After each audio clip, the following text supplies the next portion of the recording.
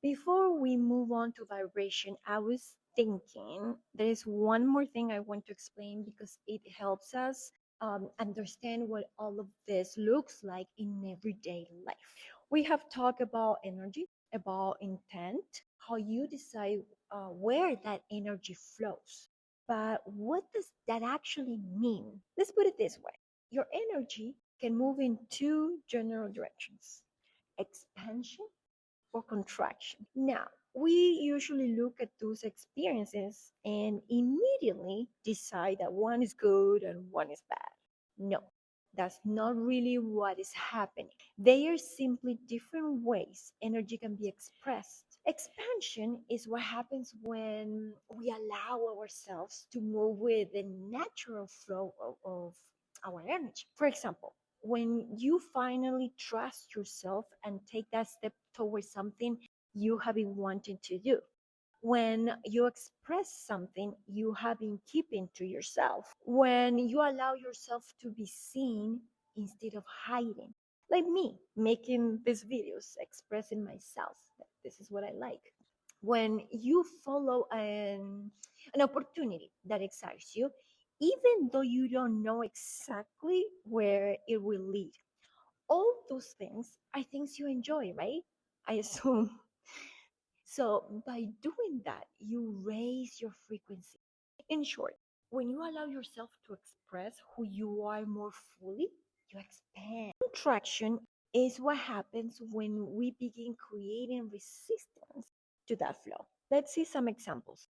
Um, People create that contraction when they are afraid of being judged, of making a mistake, or worry about what someone else might think. Fear in general, but those are some of the examples, right, that we go through every day. So instead of expressing that energy, what happens? You might say, oh, we hold it in. Nope. We do not hold energy, people. The energy is still moving. Instead of expressing itself freely, it begins moving through patterns of fear, doubt. You feel the need to protect yourself. And that can show up as tension, overthinking, frustration, anxiety, stress in general, right? A feeling that something inside of you wants to be expressed, but you are resisting it. And if that pattern continues, the body may begin expressing that contraction physically as well. And what happens then? What happens? You know the answer. We get sick. The body is one of the ways energy communicates. It reflects what's been going on with you and how you have been moving through life. Just like emotions provide feedback, the body provides feedback too. Our system is so perfectly created. We just don't know how to use it.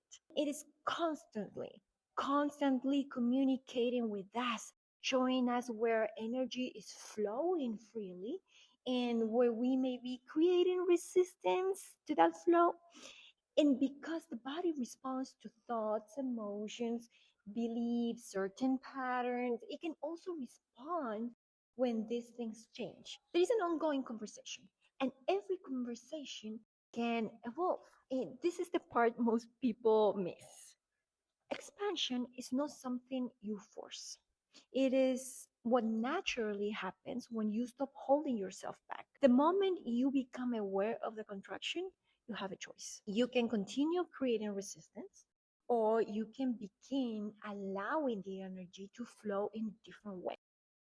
So, when I say that you decide how energy flows, this is what I mean. Not that you create the energy, not that you destroy it. The energy is already there.